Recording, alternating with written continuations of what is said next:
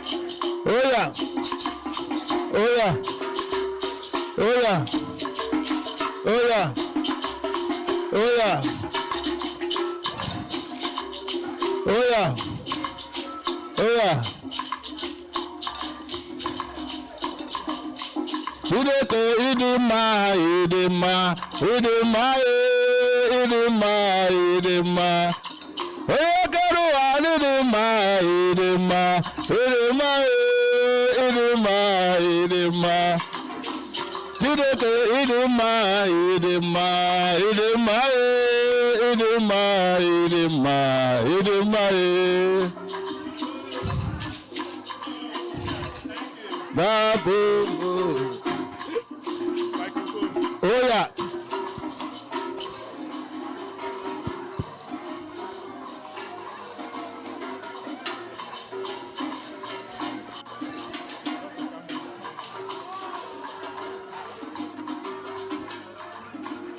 A round of applause, please, for this wonderful group. Please, can we encourage them by giving them a round of applause?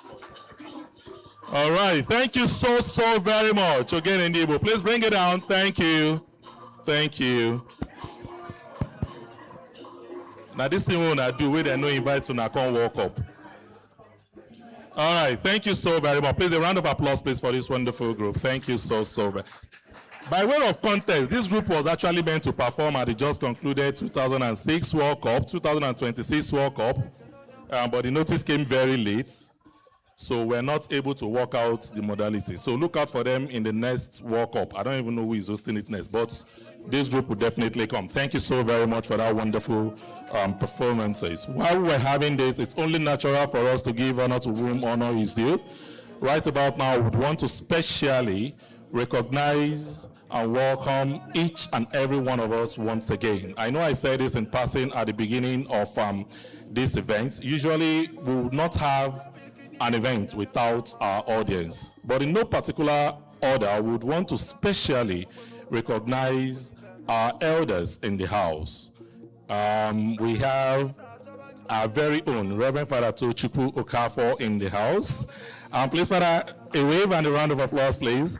That's our priest in the house. And Father as well sits on the board of trustees of the Igbo, if I'm not mistaken, right? Thank you so very much. Also, we have in the house the chairman of the board of trustees in the person of Mr. Maswell Ejileke Pimas in the building, always very present. Sir, can you wave to us, sir? Oh, okay, that's him. That's a very fair man at the back. Thank you so very much.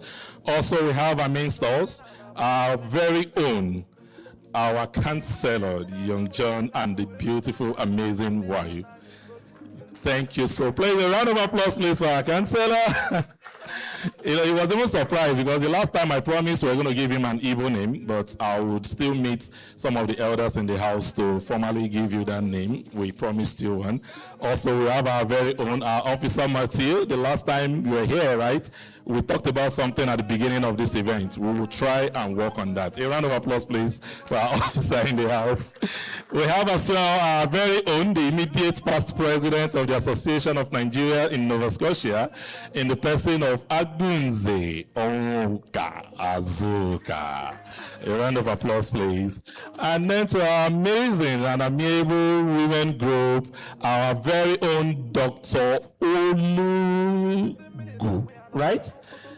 Please, pardon me, I'm a bona fide Igbo man, but please, I always give this caveat, in case I mutilate your names, please, pardon me, just call me aside and correct me. I'm actually a very fast learner. Also, we have amongst us, Councillor Laura Wise. Oh, you are a very good dancer. I saw what you did. You actually danced very well, even though you didn't understand the beat, but you were a very good dancer. A round of applause, please, for our counselor in the house. Thank you so very much. And to our amiable audience, the very VIPs of this evening, please, with a round of applause, I want you to please clap for yourselves, because you all are indeed our MVP in this house. Thank you so very much. And the elders are the bedrock of Igbo society. They are our I don't want to overhype them because I know some of them are shy. But they are the substance of what we're celebrating today. So we want to take a special moment to recognize our elders in the house. Franklin, over to you. Okay, we already did. By default, all our elders in the house. What even makes the composition of an elder? Because even me, I miss my contemporaries. I'm an elder. Stubborn ones when we started our tenure, but eventually became my mentor. So please, a round of applause for all the elders in the house. We're very grateful to have you. For us, the young ones, we look up to you guys and your source of our inspiration. At about this time, it is safe for us. Right about now, it is safe for us to introduce the #1 citizen of the Igbo Cultural Association. I know the First Lady is here as well, Mrs. Blessing Okwala. You know you're here on behalf of all the women. So, if our hands are not busy, please, I want us to welcome with a resounding round of applause the President, the Chairman of the Igbo Cultural Association of... Boss, hold on. Sure, I told you already. See, come, let me not tell you what I told her. Let me tell you, I will say it here. At least, MC, you know, after now, you know who beats me. She was telling me that, Franklin, I think you should say something about our chairman before he comes on stage. And I told her, I said, the chairman that me I know, my very person, that is so hyperactive that even before I finish introducing him, he will come. And that was why she was saying, you told me. So, Chairman, I beg, just pause. You try. Like, you know one good thing about this man is not because he's here. He was one person I knew even before I joined the association. If energy were to be human being, that is the person we're talking about. If service were to be human being, that is this man. So, with a resounding round of applause, I introduce to you the chairperson of the Igbo Cultural Association in the person of Ebubedike Ikenna Opala. Igbo, I think you guys can do better. Igbo, African of excursions, Lucasville, Hammers Plain, North Western, yeah, Caribbean, Trinidad, Jamaica, yes, so in Caribbean, there's a word called Unu. What does Unu mean in Igbo? Us. Unu, so I just, today is a fantastic day, and you are all beautifully, dressed, smiling. Can you give yourselves a round of applause, please? Yes. And I think I covered your side, right? You have a more person in it. Yes, good. So all protocols observed. Yeah, distinguished guests, elders, partners, friends, summer, we have told our stories. We started with Akukifo. Now today, we are telling another story. The story of immigrants, the story of resilience. In these kind of spaces where Igbo identity can live confidently on our Chaldean soil. From all the things that we did with Akukifo, Moonlight and Snowfalls, and to tonight, Afamefuna. And onward to IHEANYI, we are telling one continuous story. A people who remember who they are can determine what they can be. Can we give ourselves a round of applause? Okay. Okay. All right. Thank you. Afamefuna means what? Can somebody tell me what Afamefuna means? May my name not be lost. And that is the story that we are telling. We are telling this story not just of Igbos. We are telling a human story, a story of resilience. On this land, I want to acknowledge that we are in Mi'kmaqi, the ancestral land of the Mi'kmaq. We also acknowledge the 400 years of the African Nova Scotians who we came on this land to meet. Today, a lot of African Nova Scotians, they are beginning to do their DNA, and they are finding out how connected they are to the motherland. Can we have a round of applause for those?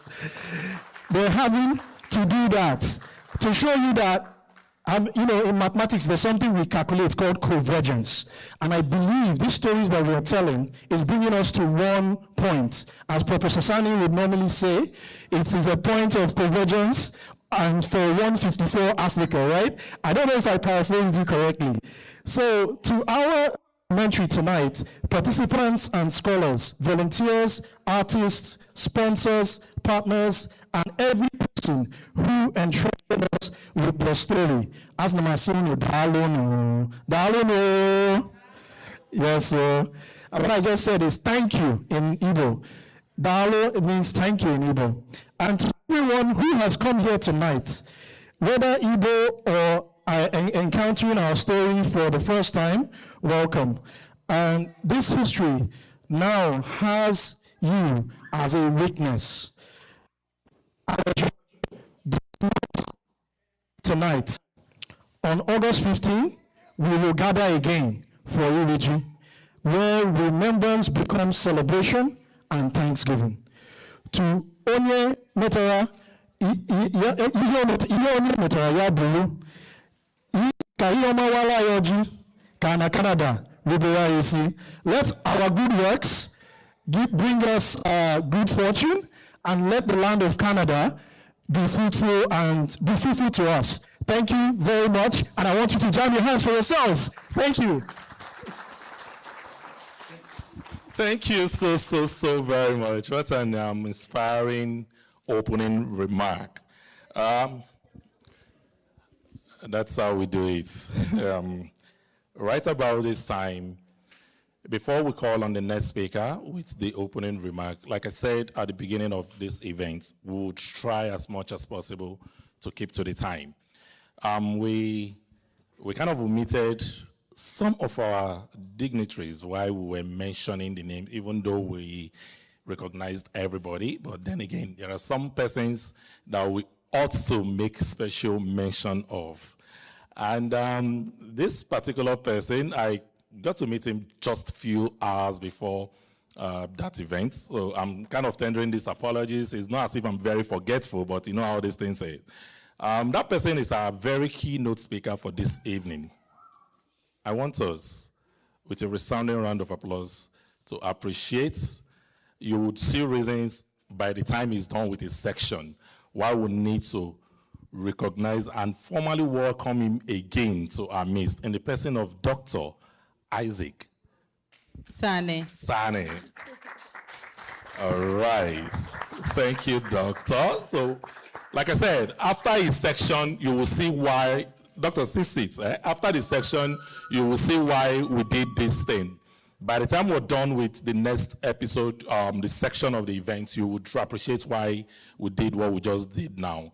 And also permit me to particularly mention as well that we have the immediate past chairman of the Association of Igbo in Nova Scotia in the person of Chief CHUKWU Eze Mari. A round of applause, please. For those of us who don't know him, that is his signature identity. You're most welcome. Ever supportive, very loyal. If only Buhari was around to do the same thing to Tinubu, maybe, just maybe Nigeria would have been, you know. Anyway, that's by the way. Thank you so very much for having you. And yeah, with a round of applause, let's welcome Dr. Sane to the podium.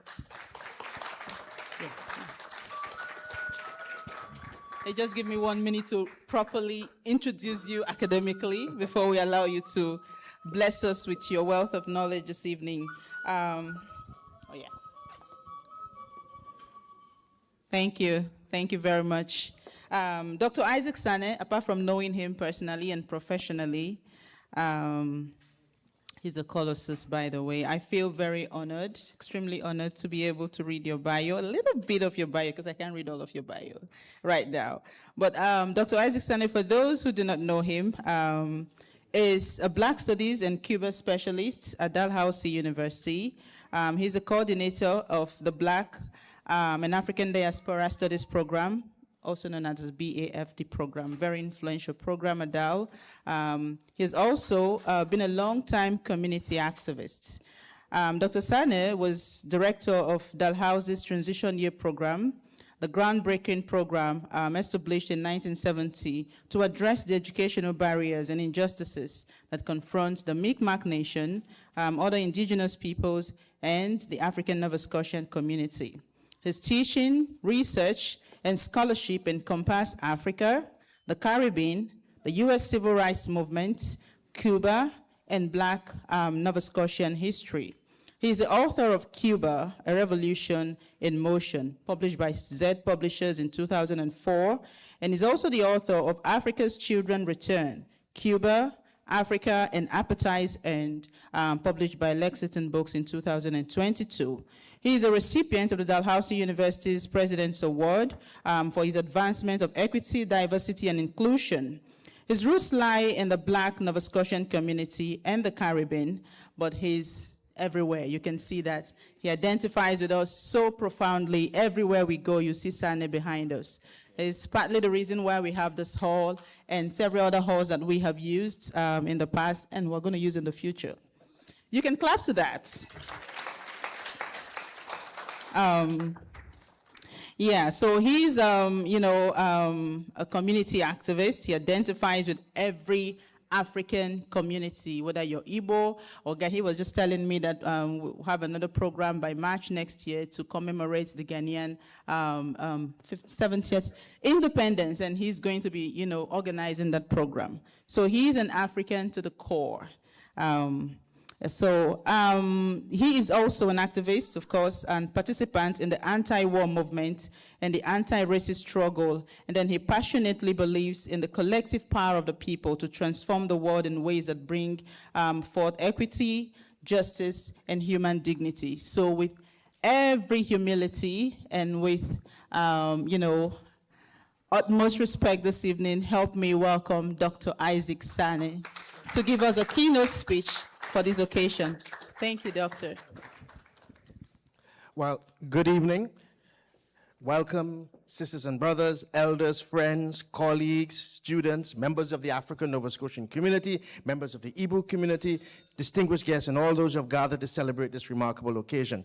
And I should go off a little bit off script here. I just want to say that it's been a pleasure of the Black and African Diaspora Studies program at Dalhousie University, which was a collective effort to actually partner, cooperate, and engage in these wonderful collaborations with the Igbo Cultural Association. I look forward to incredibly future-rich events that we're going to be involved in. It is a tremendous honor to join you for the premiere of the second episode of this extraordinary documentary series, Afamefuna.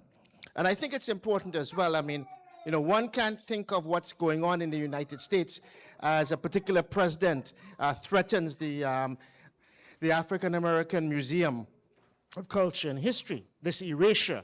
And as you know, Afamefuna means don't forget my name. It's also, in a sense, let's not forget our people's history. And we're in great danger of that to the south of us. Tonight's episode, IHEANYI, CHUKWU, Nothing is Impossible, is much more than a documentary. It is an invitation. It invites us to remember, to reconnect, and to imagine what becomes possible when histories that too often have traveled separately discover that they've always belonged to one another.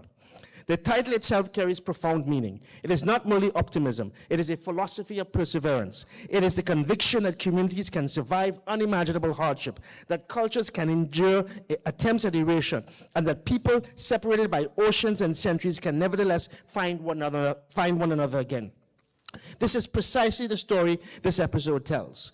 Personified in the union of an Igbo family and a family from Cherrybrook. And I should add, what's unique about this series is the first one, which was what about the IHEANYI family, particularly around Dr. IHEANYI. I knew very personally and was very good friends with his sons, particularly Emmanuel, who has since unfortunately passed on. And for the second story, I was also very good friends with the son, and so on. So it seems really, shall we say, providence, in a sense, that I've been able to introduce these two episodes while having a deep personal connection to the families that are talked about. At the heart of this story is the convergence of two remarkable peoples. While personified in a family, it's really the story of two peoples. On one side stands the Igbo diaspora, carrying with it an ancient civilization, rich intellectual traditions, resilient communal values, and profound understanding of kinship, dignity, and collective responsibility. On the other side stands the African Nova Scotian community, a people whose ancestors survived slavery, the American War of Independence, the Black Loyalist migration, the War of 1812, the Caribbean migration to Cape Breton, and the many maritime connections to the Black Atlantic world. It is also a story of segregation, displacement, and persistent systemic racism, while building communities rooted in resilience, resistance, community education, and mutual aid, an unwavering belief in freedom. Just this past week, I was at a conference in New Brunswick celebrating Black New Brunswickian history, where New Book Still Here was launched. Okay, so this perseverance, this attempt to avoid the erasure of the Black presence within what we call Canada continues today with all sorts of strength and, shall we say, power. These histories emerged under different circumstances. The Igbo panorama and saga, as well as the African Nova Scotia panorama and saga. Yet they speak to one another in extraordinary ways. Both peoples understand what it means to persevere, preserve identity against overwhelming odds. Both understand that memory itself can become an act of resistance. Both understand that culture is not simply inherited, it must be protected, nurtured, and passed on to future generations. This episode, which we're going to view today, this evening, beautifully illustrates those shared values. We see the meeting of histories. We see the continuation of journeys that began centuries ago. We see the Atlantic with all its stories of pain and laceration, of flesh and soul. We see it not as a barrier, but as a bridge. For too long, we've been taught to think about Africa and its diaspora as disconnected stories. We study Africa, we study slavery, we study immigration, we study Black Canadian history. But too often, these are presented as separate narratives isolated from one another.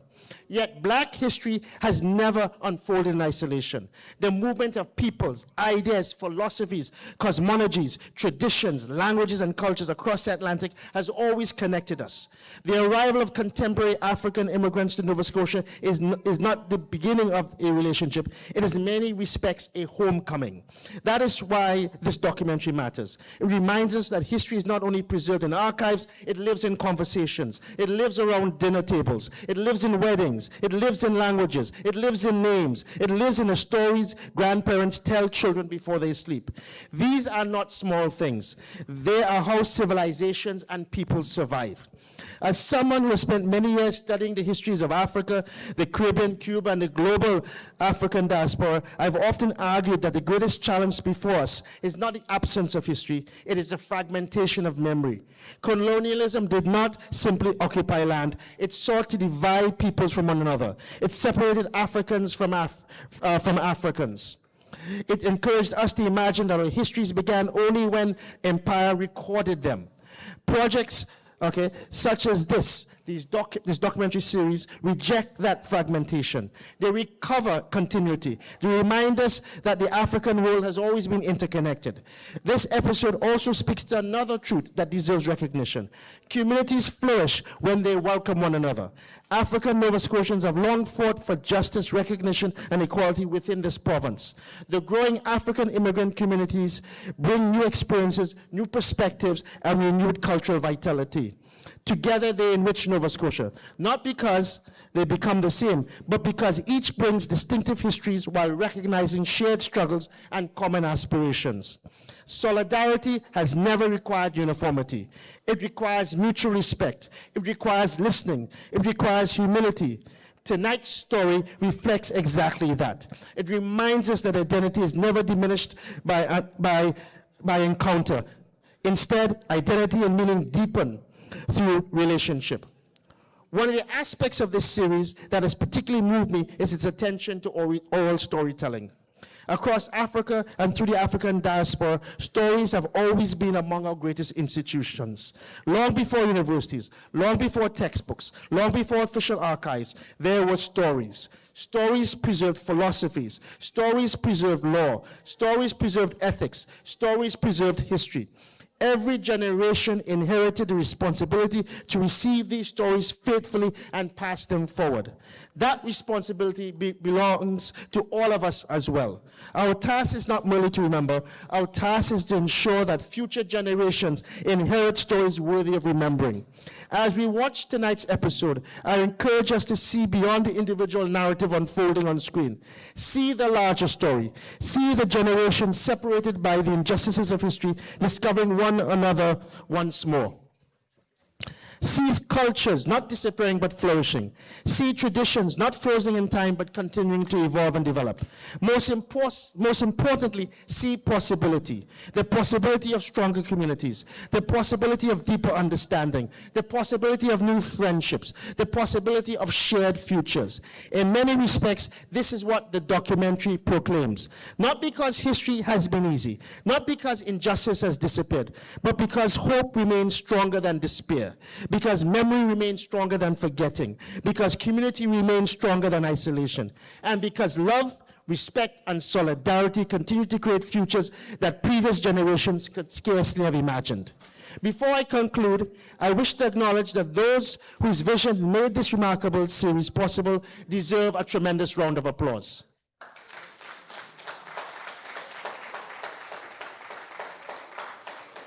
Documentaries such as these are acts of cultural preservation.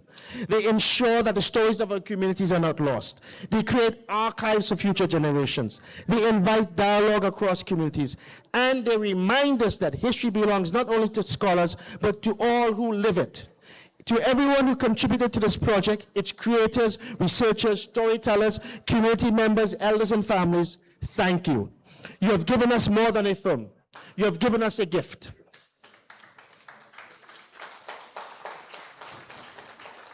As we prepare to experience this episode together, let us remember that every generation inherits unfinished work.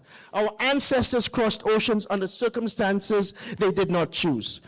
Our responsibility is to transform those histories of displacement into histories of connection, to transform memory into understanding, to transform understanding into solidarity, and to transform solidarity into justice. May this evening inspire us to continue building bridges between our communities. May we honor the past without becoming imprisoned by it. May we celebrate the richness of our diverse histories while embracing our shared future. And may we always remember the profound truth captured in tonight's title, Nothing is Impossible. Thank you.